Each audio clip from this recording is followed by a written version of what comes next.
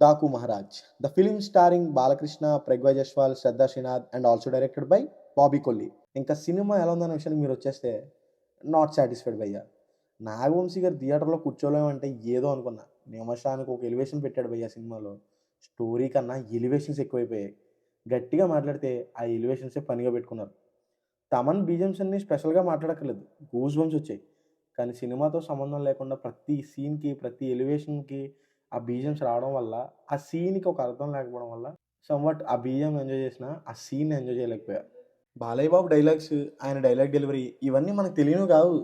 కానీ దానికి తగ్గ కథ ఉండాలి, ఆ ఎలివేషన్కి తగ్గ విధానం ఉండాలి.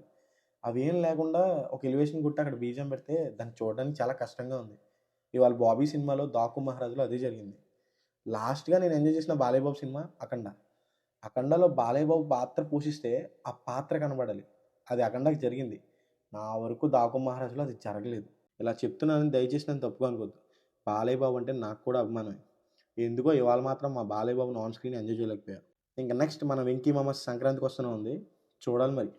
సినిమా ఎలా ఉన్నా, కథకి అర్థం లేకపోయినా మాకు మా బాలయ్య బాబు సినిమాలో ఉంటే చాలు, ఎలివేషన్స్ ఉంటే చాలు అనుకునే వాళ్ళు వెళ్ళి దాకు మహారాజ్ చూసేయండి.